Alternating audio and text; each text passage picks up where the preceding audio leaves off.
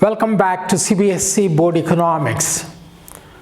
We're carrying on with the first chapter of the Indian economic development. How was the Indian economy during the British period?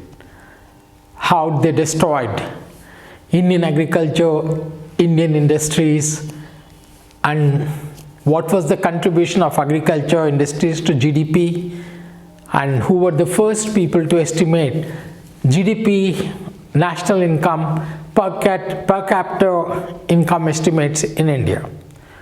So today we will be discussing exclusively a question on how were the Indian industries during the British rule. How were they, and what was their contribution to GDP? What was their position during the British rule? I have already discussed in the earlier chapter of video that during the British time, the Indian agriculture was really in a bad shape because the Britishers never bothered to develop it. So they established zamindari system. The main aim of the zamindars was to extract as many taxes as possible from the farmers. They never bothered to invest in agriculture. They never bothered to introduce new technology in agriculture. They never bothered to introduce new fertilizers or hybrid variety of seeds in agriculture. The main aim was only to treat Indian economy as a feeder economy. It means they gave importance to cash crops, not food grains. As a result, they used to supply these raw materials to the industries in England. Now today, we'll be discussing about the role of industrial sector, the condition of industries during the British rule. That was also not so good. So let's see here, explain this sector, explain the state of industrial sector during British rule. Under this, we divide this under 5 categories. It becomes easier. The role of industrial sector during the British rule. The first point was de-industrialization, that is decline of handicraft industry. Now, I told you, at the time, India during the British rule, Indian handicrafts were famous all over the world. Our jute products, our silk products, copper, and these products India used to export all over the world. Now, after the Britishers taken over the country or made it as a colony, the first thing they did was destroying the handicraft industries. So that is de-industrialization, decline of handicraft industries. We'll discuss about it. What is its effect? The second, adverse effects of decline of handicraft industry. So when they destroyed the handicraft industry in India, it had many adverse bad effects, such as high level of unemployment. We'll be discussing this, and import of finished goods. This third major point is lack of capital goods industries. Capital goods industries. The fourth point is low contribution to GDP. And the fifth point is limited role of we write it here, limited role of public sector. We'll discuss these points. So let's see here one by one. So I've already discussed the Britishers destroyed Indian agriculture because they never wanted to develop it. They wanted to feed the industries with the raw materials from India.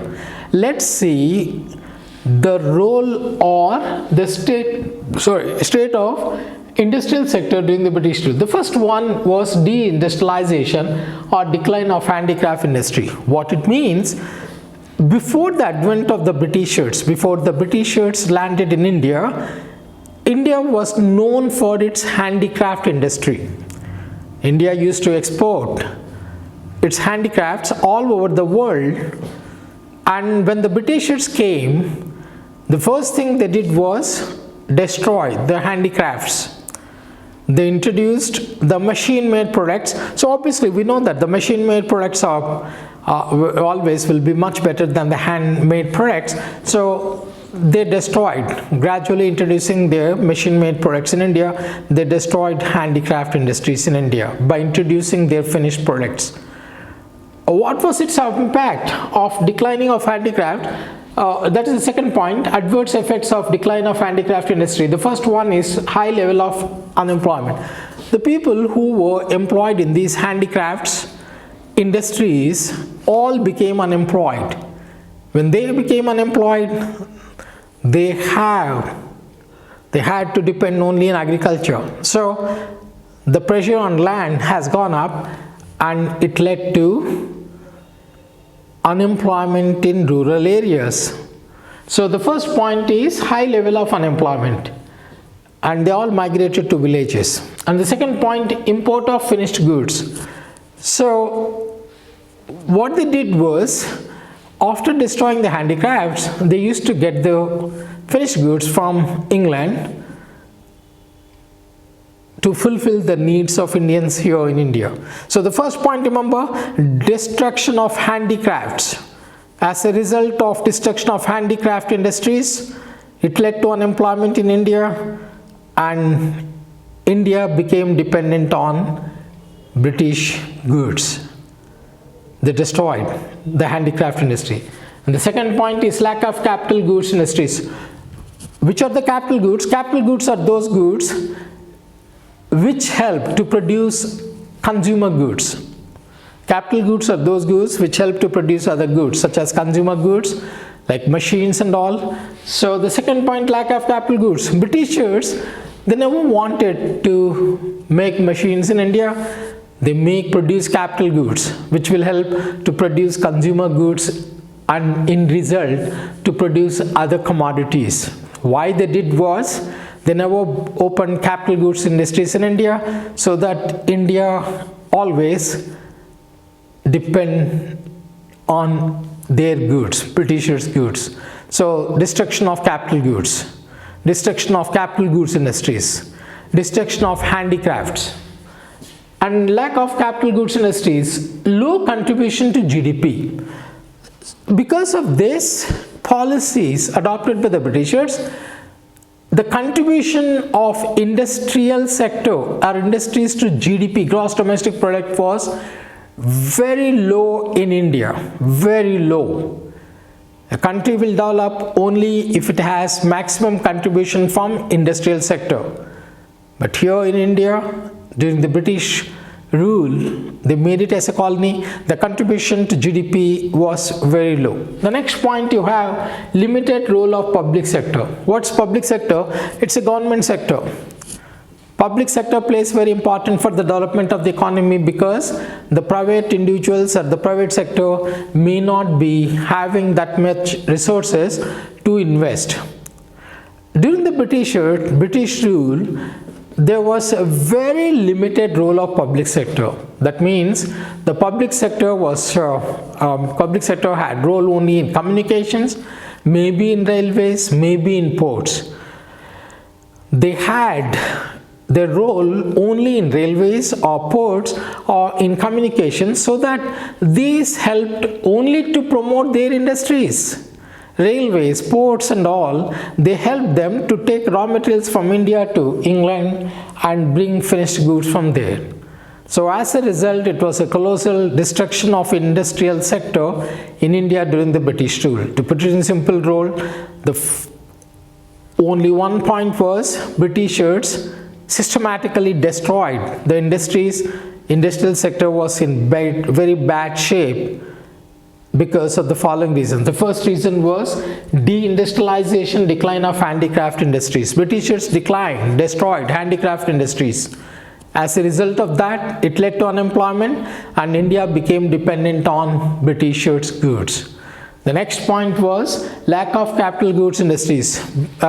England or Britishers never bothered to develop capital goods industries, which would have helped to produce consumer goods in India. The next one is low contribution to GDP. As a result of this, contribution to GDP in India was very low. And the next one, limited role of public sector. The role of public sector during the British time was very limited. Like I told you, it was limited only to communications, ports and railways, which in turn helped the growth of their industries, not Indian industries. I'll read it here.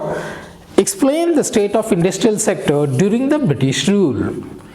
The industrial sector was in bad shape during the British rule because of the following reasons. You can see the reasons here. The first point is de-industrialization, decline of handicraft industry.